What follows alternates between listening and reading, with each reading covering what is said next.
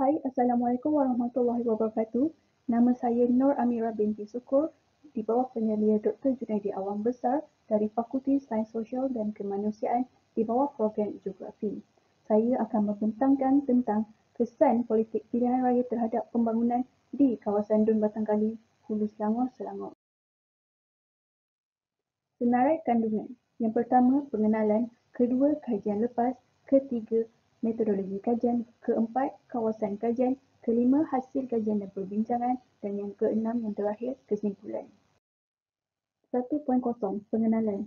Menurut Alexander 1994, pembangunan merupakan proses perubahan yang merangkumi seluruh sistem sosial seperti politik, ekonomi, infrastruktur, pertahanan, pendidikan dan teknologi, institusi dan budaya. Menurut Lever 1985 pula, beliau menganggap bahawa politik ini sebagai hubungan antara manusia dalam sesuatu kelompok sosial.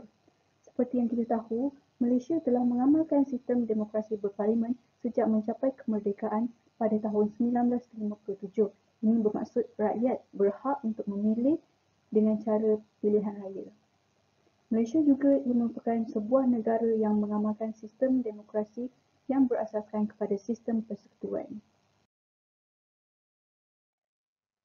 Kerajaan yang dipilih oleh rakyat melalui pilihan raya untuk kerusi Parlimen dan DUN akan melaksanakan projek pembangunan berdasarkan kuasa dan peruntukan kewangan yang sedia ada.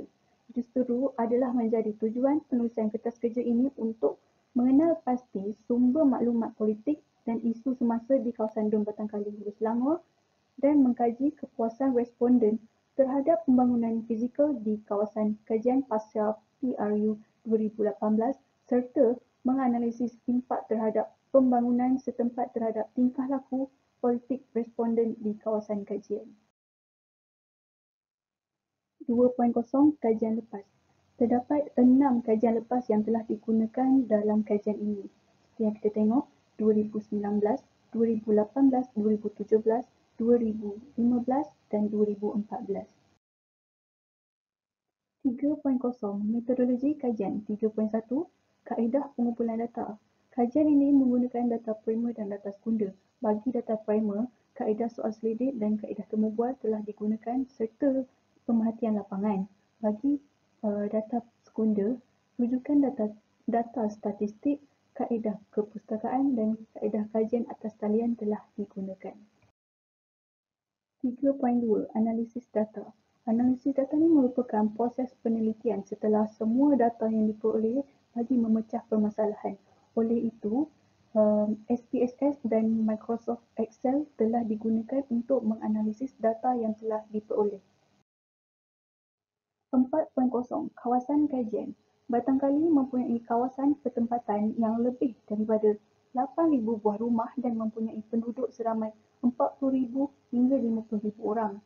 Dun Batangkali ini dikenali sebagai N07 yang terletak di kawasan Parlimen Hulu Selangor bersama-sama dengan Dun Hulu Benam dan Kuala Kubu Baru. Seperti yang dilihat di dalam peta, Dun ini merangkumi 11 kawasan daerah mengundi iaitu Bukit Rasa, Batangkali, Hulu Kali, Kampung Padang, Hulu yang baru 1, Hulu yang baru 2, Serendah, Sungai Cuk, Sungai Gapi, Sungai Cuk Barat, Sungai Buaya dan Bukit Guntung. Pada PRU 14 pada tahun 2018 telah menyaksikan bahawa Dun Batangkali ini dimenangi oleh Pakatan Harapan iaitu PH dengan menggunakan logo PKR daripada PPBM atau bersatu iaitu dikenali sebagai YB Tuan Harumani Omar. 5.0 Dapatan dan perbincangan. 5.1 Tahap kepuasan terhadap pembangunan. Seperti yang kita tahu, perancangan pembangunan amat penting kepada kawasan-kawasan yang sedang membangun bagi mendapatkan pertumbuhan yang sangat positif.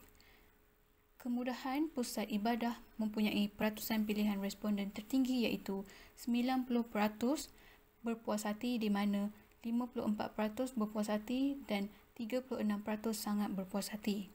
Kemudahan Dewan Awam mempunyai peratusan sebanyak 26%, responden sangat berpuas hati dengan kemudahan Dewan Awam yang diberikan.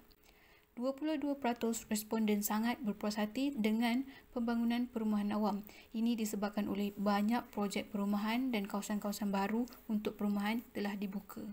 Responden paling tidak berpuas hati dengan kemudahan pendidikan yang disediakan, di mana peratusan yang diperoleh ialah sebanyak 13%. Ini disebabkan oleh Hulu Selangor tidak mempunyai institusi pengajian tinggi. Seterusnya, pembangunan kemudahan peranti dan rangkaian telekomunikasi mencapai 10% bagi tahap sangat tidak puas hati. Masalah peranti dan rangkaian telekomunikasi ini sangat teruk di kawasan kajian, lebih-lebih lagi pada waktu hujan. Seterusnya, sebanyak 8% responden juga sangat tidak berpuas hati dengan kemudahan pasar tani dan perniagaan keperluan barangan harian. Ini disebabkan oleh lokasi kawasan tani tidak sangat strategik dan kekurangan kemudahan infrastruktur. 5.2. Kesan pembangunan setempat terhadap sosioekonomi. Impak tertinggi terhadap pembangunan setempat terhadap sosioekonomi ialah 76% berlakunya kesesakan lalu lintas. Ini disebabkan oleh pertambahan penduduk dan struktur jalan raya yang kecil. 74% responden juga bersetuju bahawa kesan berlaku pembangunan yang pesat seperti perumahan, pembinaan masjid dan lain-lain. Seterusnya, 74% responden juga bersetuju bahawa berlakunya migrasi masuk di kawasan ini sehingga menarik orang luar berhijrah ke kawasan ini. Seterusnya, darjah ketersampaian semakin meningkat, iaitu 72% responden telah bersetuju. Darjah ketersampaian ini ditakrifkan sebagai tahap atau peringkat sesuatu keadaan sama ada kawasan itu mudah atau sukar dihubungi. Merujuk kepada jadual yang telah disediakan, 1 hingga 4 yang terawal merupakan paling tinggi peratusan yang bersetuju terhadap impak pembangunan setempat di kawasan kajian. 5.3. Pembangunan infrastruktur yang telah siap di kawasan N07 selepas PRU 14. Terdapat beberapa projek utama yang telah siap, antaranya ialah menaik taraf dan pembesaran jalan raya di kawasan sekitar. Terdapat juga pembangunan kawasan perumahan kos rendah. Ini bermaksud golongan B40 dan M40 mampu mendapatkan rumah yang lebih berkualiti dan mampu milik. Kerajaan Negeri Selangor juga dengan kerjasama pihak swasta telah berjaya menyiapkan 3,620 unit rumah Selangorku dan tambahan sebanyak 20,267 unit sedang dalam pelbagai peringkat pembangunan dan dijual dengan harga antara 42,000 hingga 250,000. Kawasan perniagaan dan kawasan pasar raya telah diwujudkan bagi mengkhususkan dalam pengeluaran barang dan perkhidmatan. Ini bermaksud aktiviti-aktiviti perniagaan dapat memenuhi kehendak dan keperluan masyarakat setempat. Seterusnya, penukaran paip bawah tanah dilakukan oleh pihak yang berkenaan. Terdapat paip-paip yang telah lama digantikan. Seterusnya, tempat beribadah atau kawasan rekreasi juga telah disiap bina. Ini bermaksud kawasan perumahan baru akan dibina dan telah dibina taman-taman untuk masyarakat melakukan aktiviti riadah bersama keluarga. 5.4. Kesan pembangunan setempat terhadap politik pilihan raya. Sebanyak 92% responden bersetuju bahawa semua pihak perlu bekerjasama dalam memastikan pembangunan yang kian pesat membangun bagi memanfaatkan rakyat serta melestarikan persekitaran semula jadi. Selain itu juga, 92% responden juga bersetuju bahawa pemimpin politik setempat, terutamanya wakil rakyat, perlu kreatif dan mempunyai hubungan baik dengan pemimpin politik tertinggi bagi memajukan kawasan mereka. Seterusnya, pembangunan fizikal ataupun infrastruktur perlu atau harus dirancang dengan baik supaya tiada berlaku isu masalah yang bakal menyusahkan rakyat.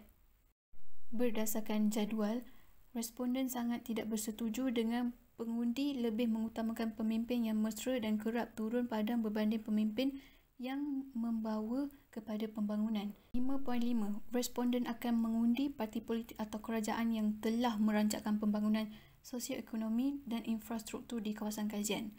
Hasil kajian telah mendapati bahawa 88% responden akan mengundi parti politik atau kerajaan yang telah berjaya merancangkan pembangunan sosioekonomi dan infrastruktur.